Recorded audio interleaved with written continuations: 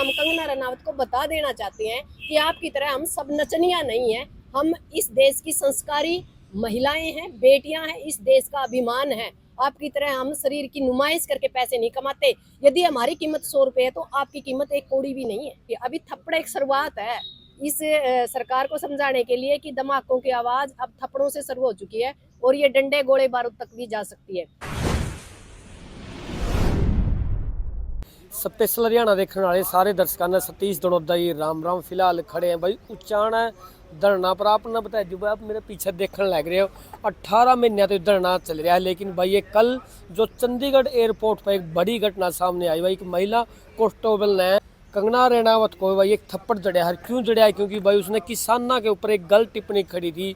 जिस टाइम भाई किसान आंदोलन चला था उस टाइम उसकी भाई महिलाओं को 100 रुपये में लाई गई, कई महिलाओं कहा गया था। लेकिन एक महिला ऐसी भी थी भाई जो महिला कांस्टेबल, उसकी माँ भी उस टाइम वहाँ पर मौजूद थी और भाई उस टाइम उस कांस्टेबल ने बहुत दुखा था। लेकिन जिस टाइम कंगना रनावत भाई चंडीगढ़ एयरपोर्ट पर मिली तो भाई तो उसका खून खोल उठा और उसने बिना कुछ सोचे समझे सीधा उसको थप्पड़ जड़ दिया, जिसमें उसका गाल है सीधा लाल दिखाई दे था।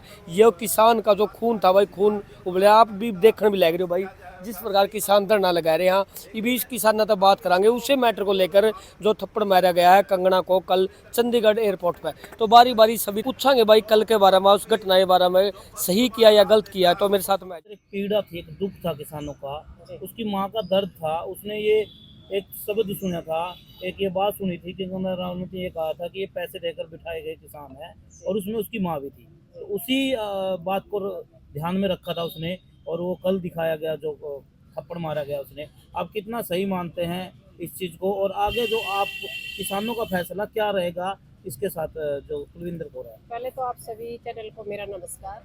पहली बात ये है कि एक महिला को महिला के प्रति अब शब्द नहीं बोलने चाहिए। जो कंगना रनावत है अभी नई नई एमपी बनी है, और धन्यवाद करती हूँ मैं उस हमारे साथी का कि उसने ऐसा बढ़िया स्वागत किया है, ताकि आने वाले जो एमपी हैं उनका मनोबल टूटने का कहीं ना कहीं काम होगा कि वो गलत काम नहीं करेंगे। और यदि गलत काम करेंगे तो ये शुरुआत है, और हम ये चाहते हैं भी हमने झंडे बहुत दिखा लिए, बहुत हमने इनका विरोध कर लिया, इनका प्रश्न पूछ लिए। यह शुरुआत है एक क्रांति की।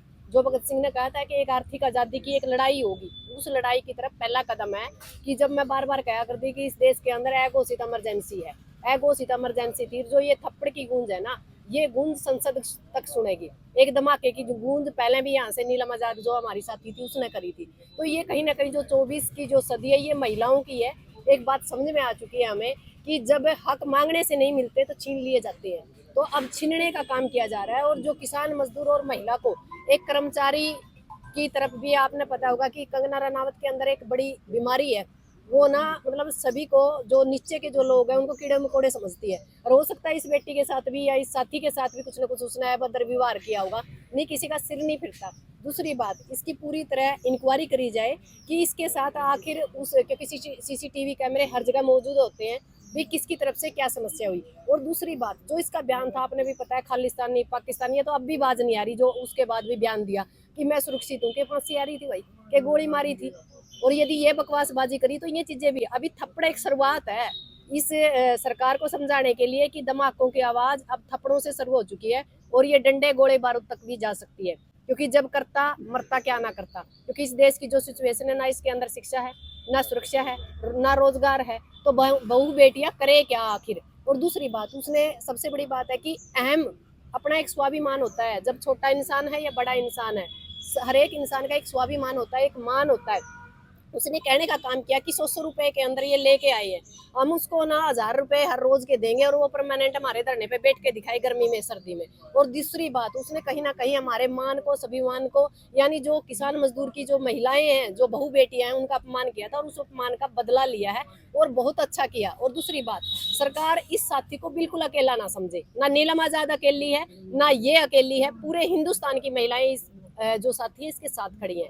क्योंकि ये एक बहन की आवाज नहीं है, एक बेटी का दर्द नहीं है, हजारों बहनों का, हजारों माओं का दर्द है। क्योंकि लगातार हम धरने पर लड़ रहे हैं, आपने भी पता 4.5 साल से। जो ये 100 रुपए का कमेंट करा गया था, ये हमारी भी आत्मा को कहीं ना कहीं चीर कर गया था कि जिस देश की नस्ल और फसल को बचाने के लिए, जिस देश के जमीन और जमीर को बचाने के लिए हम लगातार लड़ रहे हैं, हमारी कीमत 100 रुपए लगाई जा रही है। तो अब कंगना रनावत एक नचनिया है, जो अपने शरीर के नुमाइश करके पैसे कमाती है। हम अपने शरीर की नुमाइश नहीं कर रहे, हम सिर पे ओढ़नी रखते हैं, पूरी तरह अपने संस्कारों में रहते हैं, अपनी एक मर्यादा के अंदर बंध के, और इस देश के मान को सम्मान को बढ़ाने का काम कर रहे हैं।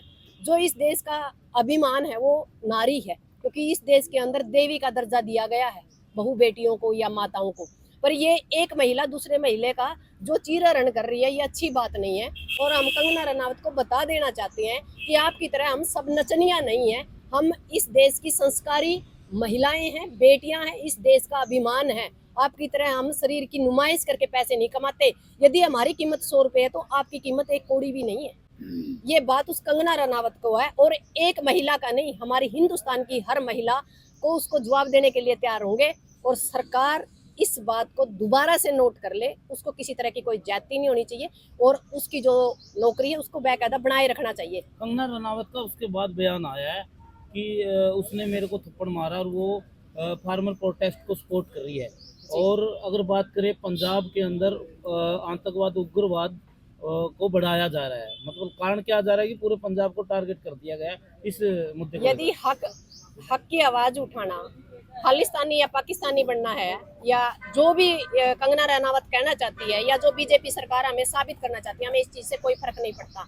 सीधी सी बात है कि हक मांगने से नहीं मिलते तो छीन लिए जाते हैं। हम इस चीज में विश्वास करने वाले हैं। हम एक मार्शल कौम है, ना हम अन्याय करेंगे और ना अन्याय सहन करेंगे। और उस बहन को शायद समझ में आ गया होगा कि वो एक किसान मजदूर की बेटी का एक थप्पड़ है। और सबसे बड़ी बात ये है कि हम बार बार कहते थे जय जवान जय किसान, ये चीज साबित हो चुकी है कि उनके माँ बाप हैं जो लगातार देश की अन्न भरने का काम कर रहे हैं, इस देश का पेट भरने का काम कर रहे हैं। और उनका एक बेटा या बेटी एक ये कह सकते हैं कि चाहे एयरपोर्ट हो या हमारी जो सीमाएं हैं उनकी रक्षा कर रहा हो, तो हमारे घर से ही जवान जाता है, हमारे घर से ही किसान होता है, और हमारे घर से ही खिलाड़ी होते हैं।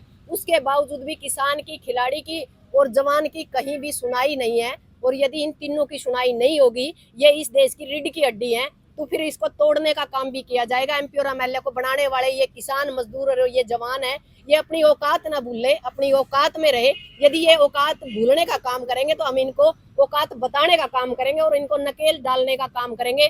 स्वाभिमान के लिए नौकरी कोई बड़ी बात नहीं है, मान सम्मान के लिए जान जाए कोई दिक्कत नहीं है, क्योंकि ये चीजें हमने पहले भी इतिहास में दुहराई और आगे भी दुहराते रहेंगे। और सरकारें पहले भी जो है जवान और किसान को आमने सामने करने की कोशिश करती जी, लेकिन अब वो स्थिति साफ दिखाई देने लगी है। क्या कहना चाहते अभी टाइम वो आने वाला है कि जो देश का जवान है वो बॉर्डर के ऊपर अपनी गन को रख के आएगा, पुलिस का जो जवान है वो बंदूक अपने थाने में रख के आएगा, और जो किसान मजदूर एक खेत के अंदर लड़ रहा है, बॉर्डर के ऊपर लड़ रहा है, वहाँ अपने माँ बाप के, अपनी बहन बेटियों के लिए लड़ेगा। तब हम देखेंगे इस सरकार की रक्षा कौन करेगा और इस देश के जो ये कह सकते हैं रक्षा सीमाओं की रक्षा कौन करेगा। जो ये एमपी एमएलए है ना, जो कंगना रनावत है, इनके ऊपर तो एक थप्पड़ की गूंज से उनका सारा पाउडर हिल गया, तो ये इनके देश की रक्षा नहीं कर सकते। देश की रक्षा हम जैसे लोग कर सकते हैं जो लगातार इस मिट्टी के लिए, इस भारत माता के लिए संघर्ष कर रहे हैं। और इन लोगों की जो बेहुदा और जो बेहद जो बातें ये कह रहे हैं, इन बातों का अब जवाब यदि ईंट मारेगा तो पत्थर का जवाब बिल्कुल दिया जाएगा, क्योंकि अब चीज बर्दाश्त से बाहर हो चुकी है।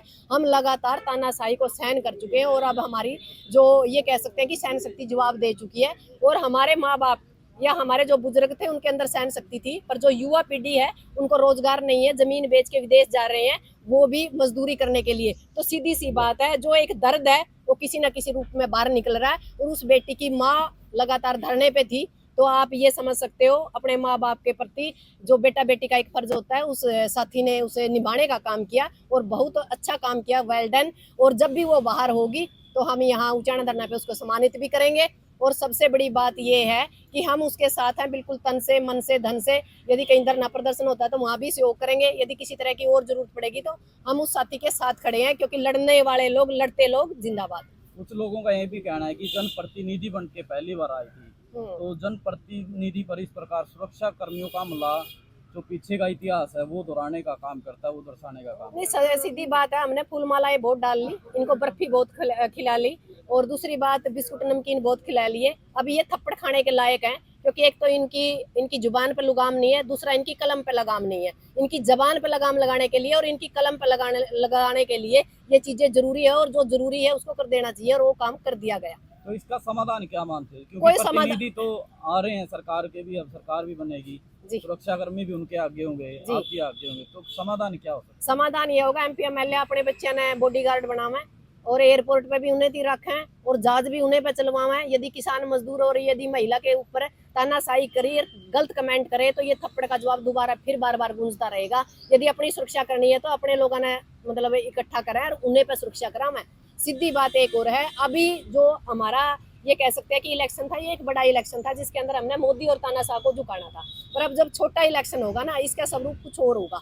इसका स्वरूप क्या होगा, जो किसान मजदूर है वो लोग कहीं ना कहीं सत्ता के अंदर आने का काम करेंगे और जो हरियाणा की राजनीति है वो बदलता स्वरूप होगा, यानी सत्ता परिवर्तन नहीं, व्यवस्था परिवर्तन होगी आने वाले टाइम में हरियाणा के अंदर।